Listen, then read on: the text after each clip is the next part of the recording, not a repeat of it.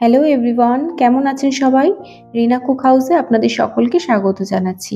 আজকে আমি খুবই টেস্টি পনির মোমো বানাচ্ছি, যেটা খুবই জুসি হয়েছে আর দারুণ টেস্ট।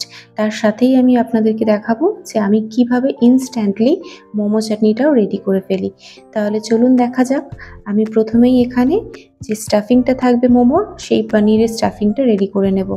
তার জন্য প্রথমেই আমি একটা বড় ক্যাপসিকামের হাফ নিয়ে খুব ফাইনলি চপ করে নিয়েছি, আপনারা দেখতেই পেলেন। তারপর এখানে একটা বড় সাইজের পেঁয়াজকেও খুব ফাইনলি চপ করে নিচ্ছি। আর এখানে 3-4টে মতো কাঁচা লঙ্কা নিয়েছি। ঝালটা আপনাদের নিজেদের পছন্দের মতো কম বেশি বাড়াতে পারেন। তো আমি এখানে 4টে মতো কাঁচা লঙ্কাকে খুব ফাইনলি চপ করে নিলাম। এবার আদা নিয়ে আদাকেও এখানে খুব ফাইনলি চপ করে নিচ্ছি। আপনাদের যদি এরকম ফাইনলি চপ করতে অসুবিধে হয়, তাহলে আপনারা গ্রেটারের মধ্যে গ্রেট করেও নিতে পারবেন আদা আর রসুনগুলোকে। কিন্তু এইভাবে চপ করে দিলে হালকা হালকা যখন গালে পড়ে খেতে খুব ভালো লাগে। তো কড়াইয়ের মধ্যে আমি একটু তেল গরম করে নিয়ে প্রথমেই এখানে আদা আর রসুনটা দিয়ে দিলাম। দিয়ে 1 মিনিট এটাকে একটুখানি জাস্ট নাড়াচাড়া করেই এখানে পেঁয়াজটা দিয়ে দেবো। এখানে কিন্তু গ্যাসের ফ্লেমটাকে আমি লো টু মিডিয়াম রেখেছি। খুব বেশি জোরে দিলে পেঁয়াজগুলো বেশি লালচে হয়ে যাবে, কিন্তু আমি এখানে একদমই পেঁয়াজগুলো লালচে করব না। তারপর কাঁচা লঙ্কা কুচি, ক্যাপসিকাম সব কিছু দিয়ে ভালো করে আরও 1 মিনিট নেড়ে চেড়ে নিচ্ছি। আর এখানে আমি ফুল ক্রিম পনির যেটা হয় সেটা দিয়ে দিচ্ছি 200 গ্রাম মতো। হাত দিয়ে এইভাবেই স্ক্রাম্বেল করে দিয়ে দিচ্ছি। এটাকে কোচানোর কোনো দরকার নেই, এইভাবেই স্ক্রাম্বেল করে দিলেই এটা খেতে ভালো লাগবে।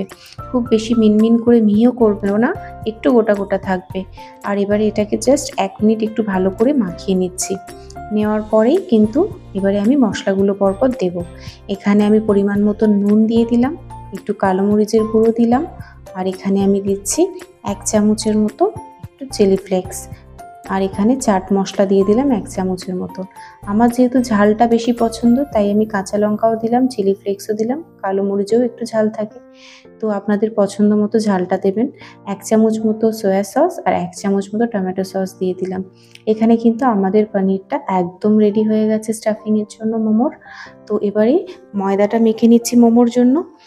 প্রথমেই আমি তার মধ্যে নুন অ্যাড করলাম আর 1 চামচ মতো কুচানো ধনেপাতা দিলাম। দিয়ে ভালো করে এটাকে মিশিয়ে নিতে হবে। এবারে এখানে আমি গরম জল নিয়েছি, অল্প অল্প করে গরম জল দিয়ে ভালো করে মিশিয়ে নিচ্ছি। যতটা পরিমাণ লাগবে ততটাই দেব। তারপরে হাত দিয়ে ভালো করে মাখবো। ময়দাটা মেখে আমি খুবই সফট একটা ডো এখানে রেডি করে ফেলেছি আমাদের মোমোর জন্য। ডোটা অবশ্যই খুবই সফট হতে হবে, তাহলেই কিন্তু পাতলাভাবে এটা বেলতে সুবিধা হবে। এবার একটা করে লেচি কেটে নিচ্ছি বেলার জন্য। খুবই ছোট পরিমাণ কাটছি, যেরকম লুচির লেচি হয় সেরকম পরিমাণ। সমস্ত লেচিগুলো আমি এখানে কেটে রেডি করে নিয়েছি, দেখতেই পাচ্ছেন। এবার একটা লেচি নিয়ে এটাকে পাতলা করে বেলে নেব। খুব বেশি মোটা রাখবো না, সব দিকে যেন সমানভাবে পাতলা হয়। এখানে আমার রুটিটা কিন্তু বেলা হয়ে গেছে। এবার এর ভেতরে মোমোর যে পুরটা আমরা রেডি করেছি সেটাকে দিয়ে দিলাম। দিয়ে আপনাদের পছন্দ মতো আপনারা যে কোনো শেপে মোমো মুড়তে পারেন। আমি এই শেপে তৈরি করছি, যেটা জেনারেলি হয়ে থাকে। তো খুবই সহজে দেখতে পাচ্ছেন মোমোর শেপটা কিন্তু রেডি হয়ে গেছে। আপনাদেরকে আমি আরও একটা করে দেখাবো আপনাদের বুঝতে সুবিধা হওয়ার জন্য। আপনারা আপনাদের পছন্দ মতো যে কোনো শেপই দিতে পারেন, তবে এই শেপটা খুব ইজিলি রেডি হয়ে যায়, দেখতেও খুব সুন্দর লাগে। সাধারণত সমস্ত দোকানেও কিন্তু বেশিরভাগ এই শেপটাই দেখতে পাওয়া যায়। তো সমস্ত মোমোগুলো আমি এখানে রেডি করে নিয়েছি শেপ দিয়ে। এবার এটাকে স্টিম দিতে হবে। স্টিমে দেওয়ার জন্য আমি এখানে একটা স্টিমার নিয়েছি। স্টিমারের মধ্যে তলায় গরম জল দিয়ে উপরে এটাকে আমি একটু অয়েল ব্রাশ করে নিলাম। অয়েল ব্রাশ না করলে মোমোটা রেডি হয়ে যাওয়ার পর একটু সেঁটে যাবে, তোলার সময় অসুবিধা হবে। একটু অয়েল ব্রাশ করে নিলে আর কোনো প্রবলেম হয় না। এখানে আমি 7টা মোমো একসাথে হয়েছে, এটাকে ঢেকে এবারে কুক হতে দেবো। 1-2 মিনিট হয়ে গেছে। এবারে আমি ঢাকনাটা খুলে ওপরে হালকা করে একটু অয়েল ব্রাশ করে দিচ্ছি। তাহলে কি হয়, মোমোটা ওপর থেকে খুবই সফট থাকে। না তো নামানোর পর অনেক সময় মোমোর ওপরের পোর্শনটা একটু হার্ড লাগে, কিন্তু অয়েল ব্রাশ করে দিলে মোমোটা খুবই সফট থাকে। আর যতক্ষণ ওখানে মোমোটা রেডি হচ্ছে, ওটা আরও 10 মিনিট মতো আমি এরকম রেখে দেবো ভালো করে কুক হওয়ার জন্য। ততক্ষণ এদিকে আমি আমাদের মোমো চাটনিটা রেডি করে নেব। আমি খুবই ইনস্ট্যান্টলি একটা মোমো চাটনি রেডি করি, যেটা কিন্তু দুর্দান্ত স্বাদের হয়। আপনারা একবার হলেও ট্রাই করে দেখতে পারেন, আশা করছি আপনাদেরও ভীষণ ভালো লাগবে। তার জন্য কিছুটা কাঁচা লঙ্কা আমি এখানে কুচিয়ে নিলাম। আর এখানে কিষানের যে টমেটো কেচাপ, সেই টমেটো কেচাপ 1 চামচ মতো একটু ভিনিগার আর কাঁচা লঙ্কা কুচি আর চিলি ফ্লেক্স দিয়ে দিলাম। দিয়ে এটাকে ভালো করে মিশিয়ে নিলেই কিন্তু ইনস্ট্যান্টলি আমাদের মোমো চাটনিটা রেডি। এই চাটনিটা কিন্তু বিশ্বাস করুন খুব সুন্দর খেতে হয়, একদম দারুণ টেস্টি আর বানানোও খুব সহজ, অনেক সহজে রেডি হয়ে যায়। আর ততক্ষণে 10 মিনিটে আমাদের মোমোগুলো সব ভালো করে কুক হয়ে গেছে। আমি একটা চিমটির সাহায্যে এটাকে তুলে নিচ্ছি, কারণ হাত দিয়ে এটা তোলা সম্ভব না, ভীষণ গরম।